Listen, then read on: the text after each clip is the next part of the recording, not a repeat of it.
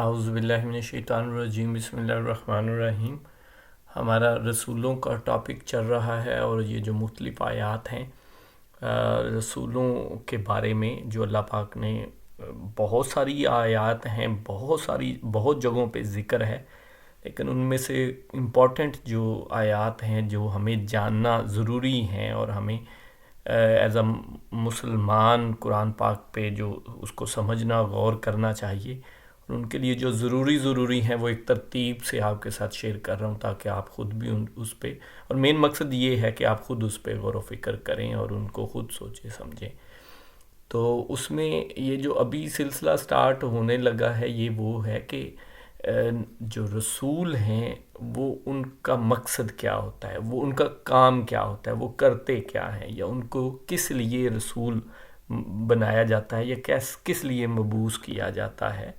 تو وہ اصل میں ان کا کام کیا ہوتا ہے یا پیغام کیا ہوتا ہے، اس پہ بہت زیادہ آیات ہیں، اور ہم یہ ایک بڑا لمبا سا سلسلہ ہوگا، اور ہم ان ساری تو نہیں کر سکتے، ہم کافی زیادہ آیات ہم کریں گے، ان کو مختلف پہلوؤں سے سمجھنے کی کوشش کریں گے۔ تو اس میں یہ جو آیت ہے سورہ نمبر 2 آیت نمبر 129، اے ہمارے رب انہی میں سے رسول بھیج جو ان کے پاس تیری آیتیں پڑھے، انہیں کتاب و حکمت سکھائے اور انہیں پاک کرے، یقیناً تو غلبہ والا اور حکمت والا ہے۔ تو اس آیت میں اگر آپ دیکھیں کہ یہ وہی بات جو ہم پہلے بھی شروع، اور دوسری بھی آیات وہ انسان والی، کہ اگر زمین پہ فرشتے بستے ہوتے تو ہم آسمان سے کسی فرشتے کو ان کے پاس بھیجتے، یا تو وہی بات اگر دیکھیں تو اسی کی طرح کا یہاں بھی آپ کو مل جائے گی۔ مطلب آپ خود اس پہ سوچیں، اسی طرح کا آلموسٹ پیغام آپ کو یہاں مل جائے گا کہ اے ہمارے رب۔ یہ اصل میں حضرت ابراہیم علیہ السلام کی دعا ہے، جو انہوں نے کعبہ کو تعمیر کر کے دعا کی تھی۔ یہاں پہ مکہ میں جو کعبہ جب تعمیر کیا تو انہوں نے ایک دعا کی۔ اگر آپ اس سے پچھلی آیات پڑھیں اور اگلی آیات پڑھیں تو یہ آپ کو سارا سمجھ آ جائے گی کہ یہ کیا۔ تو یہ حضرت ابراہیم علیہ السلام کی دعا کوٹ ہو رہی ہے۔ اے ہمارے رب، وہ دعا کر رہے ہیں، اے ہمارے رب انہی میں سے رسول بھیج، انہی میں سے۔ تو یہ دیکھیں، انہی میں سے، ایک تو یہ ہو گیا کہ یہ جہاں پہ میں نے کعبہ بنایا ہے انہی میں سے، اور وہ جہاں بنایا ہے وہ ظاہری بات ہے وہاں لوگ ہی بستے ہیں، انسان بستے ہیں، تو انہی میں سے رسول بھیج۔ اور خاص کر کے جو یہاں کے لوگ ہیں، جہاں وہ کعبہ بنایا، وہاں جہاں انہوں نے کعبہ بنایا وہیں وہ دعا کر رہے ہیں، تو انہی میں سے رسول بھیج جو ان کے پاس تیری آیتیں پڑھے۔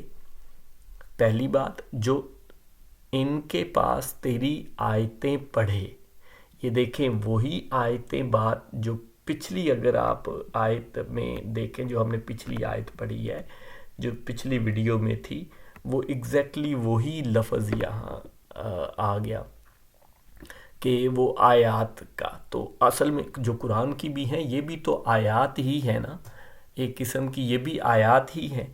تو ہم جو آیات پڑھتے ہیں یہ اللہ کی نشانیاں ہی ہیں نا، تو ایسے ہی وہ بھی آیات ہیں جو مطلب اللہ پاک ہمارے قرآن پاک میں ہمیں وہ کی ہیں، اور جو دلیلیں یا آیتیں کہہ لیں یا دلیلیں کہہ لیں ان سب کو، تو جو ان کے پاس تیری آیتیں پڑھیں، خالی آیتیں یا دلیلیں وہ نہیں ہے کہ معجزے ہی صرف، وہ بھی ظاہری بات ہے، وہ بھی معجزے بھی ایک دلیلیں ہی ہیں، لیکن آیات اور آیتیں جو نشانیاں ہیں، اور یہ خود قرآن پاک کی آیات ہیں، یہ بھی نشانیاں ہیں۔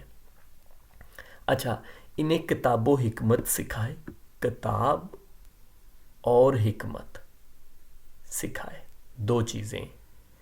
کتاب، اللہ پاک اگر دیکھیں نا تو احکامات کو اللہ پاک کتاب کہتا ہے، تو وہ آپ کو روزوں والی آیت میں بھی مل جائے گا کہ ہم نے ان پہ روزوں کو فرض کیا، کتب علیکم، وہ ہے، اور اسی طرح آپ کو تو وہ احکامات ہیں۔ اور جو حکمت ہے وہ حکم کے اس سے نہیں ہے، یہ ہے اس کی لاجک. تو کتاب حکم اور ساتھ میں اس حکمت جو ہے اس کی لاجک، کہ یہ کیوں، یہ ایسا نہیں ہے کہ صرف احکامات ہی ہیں، ان کی ساتھ میں لاجک. اور اگر آپ قرآن کو پڑھیں نا، ان کی قرآن کی آیات کو پڑھیں اور ان پہ تھوڑا غور کریں، تو اللہ پاک لاجک دیتا ہے اور کہتا ہے غور کرو، تم سوچتے نہیں ہو، تم کیا عقل نہیں رکھتے ہو. آپ کی توجہ دلاتا ہے، کویسچن اٹھاتا ہے قرآن پاک. اگر آپ قرآن پاک کو غور سے دیکھیں تو وہ ایگزیکٹلی یہی کر رہا.